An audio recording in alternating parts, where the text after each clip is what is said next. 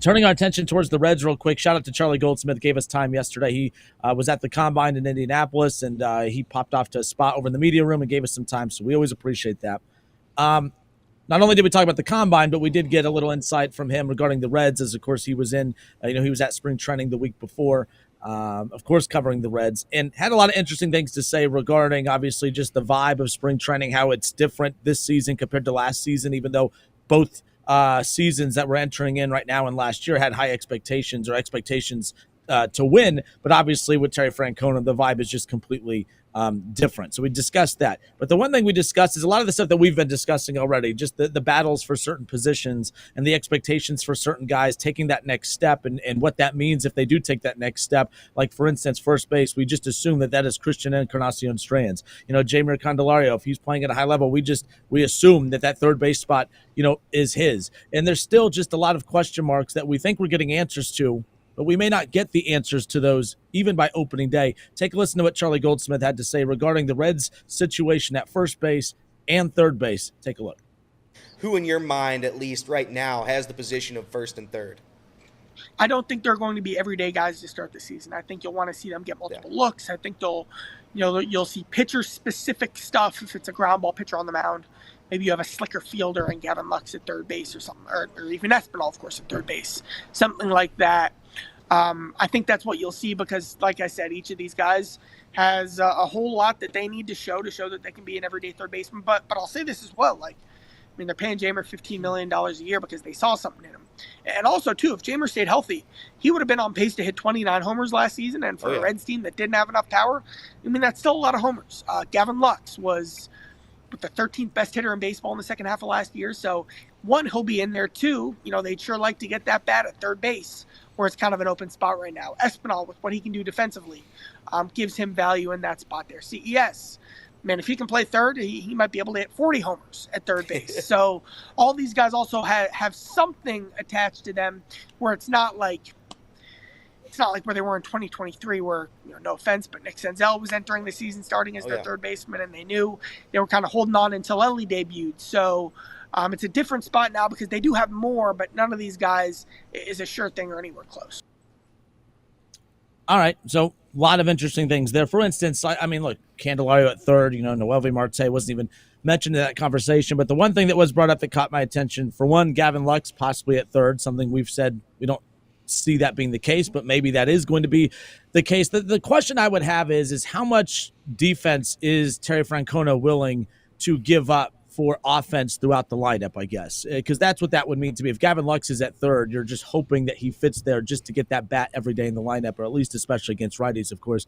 But your overall takeaway when you heard him say that there's probably early on in the season, as we head into opening day, a little less than a month from now, we're not going to have an everyday first baseman or an everyday third baseman. Did that catch your attention like it caught mine?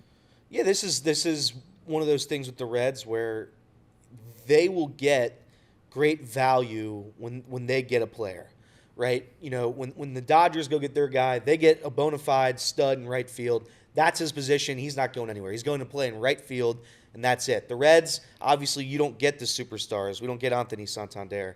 You get the guys that are capable of playing multiple positions, not bona fide stars, but they're able to do that. So when you have a lineup or a roster filled with guys that are able to play everywhere, it gives you some options. It gives you some leniency when it comes to the beginning of the year. You can test things out. You can test the waters. If Austin Hayes plays better on left than Spencer Steer does, and we can talk about Spencer Steer too because that's starting to scare me. But if Austin Hayes plays better in left field than Steer can come into the infield, and then all of a sudden you have Steer playing third base, Steer playing first base, CES at third, Jeimer DHing. Like, there's so many options that the Reds have. It's a free-for-all of talent right now for the Reds, and that's a good thing. If they're healthy, anybody can play anywhere. And that's almost a superpower for us, right? Again, would I like to have the bona fide superstar left fielder, right fielder, center fielder? Sure. A guy that plays third base and that's his spot? Sure. But that's not what we have here. We have a couple guys that can play all over the infield, all over the outfield, and they're going to do that. You're going to see that. Terry Francona is not just going to have a guy that is a bad defender. Like, Gavin Lux is a great defender. They're not going to just waste Gavin Lux and not have him play any defense this year. They're going to try to make that work. I know he hasn't played any games at third base, hardly. Hasn't played any outfield, hardly. But guess what? He's probably going to try it because he can. He has the ability to. And that's the big thing here. So as we head into opening day, I'm okay with not having a set first baseman. I'm okay with not having a set third baseman. Obviously, we know our middle infield, and we know most of our outfield as of right now in our catcher. But the corner spots are an interesting spot because we don't know what we have yet. We think we have, like Charlie said, we think Jeimer Candelario could be a 30 home run guy because that's what he was last year. He offensively, before the injury, he was dynamite. Now his on-base percentage stinks, but hopefully that gets a little bit better this year. And you have CES, a guy that I have doubts about. But guess what? If the guy's healthy, he's a very good baseball player.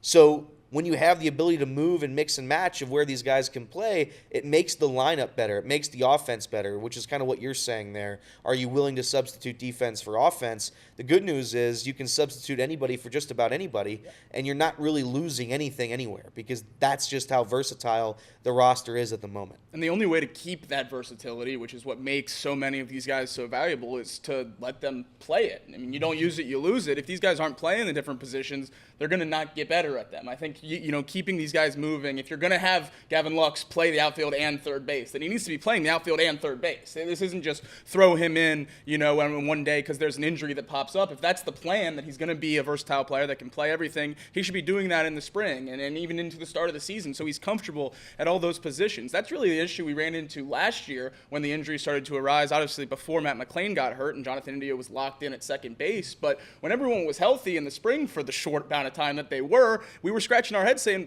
where do you play Jonathan India? Because we hadn't tried anything else yet. We hadn't tried him in the outfield. We hadn't tried him at third base. And I think now the Reds are in a position where you only have, 4 guys, shortstop, second base, center field, catcher, locked in. And I think that's not the worst place to be when you have as much young talent as the Reds have, and you can just mix and match and get the best bats in there while trying not to give up as much defense as possible. I also think with the middle infield we have and how much faith we have in those guys, if they can get close to that level, we don't need the greatest defenders at first and third. I think Ellie obviously covers so much space at short that it helps. Obviously, a glove at third base can't be overlooked, but those two guys can cover up a lot of ground in the middle of the infield. The first and third base, you attack the bats at that position, you make sure the glove is serviceable, and I think you can have a pretty dang good roster out there.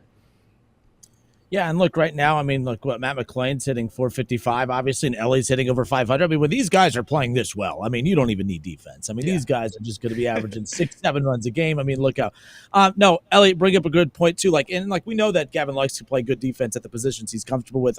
And to just totally discount him from my end and say that he can't play defense at third or in the outfield, that's more of we just don't know. But again, I'm not Terry Francona. None of us are. So if he puts him there, it's because he's seen enough during spring or practice to kind of have an idea of, I think he's capable of doing it.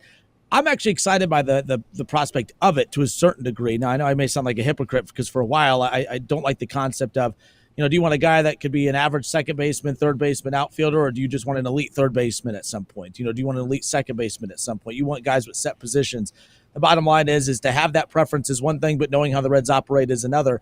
But let's see, if there's a way to get Gavin Lux. And Kirby has said this before. They didn't give up all the stuff they did to not have him in the lineup, on a daily basis. They're going to find ways to get him involved in some capacity. But yeah, I guess the first base side, the third base, I'm not surprised that we're having that conversation about that being a revolving door, or at least a bunch of question marks as who's going to sit there.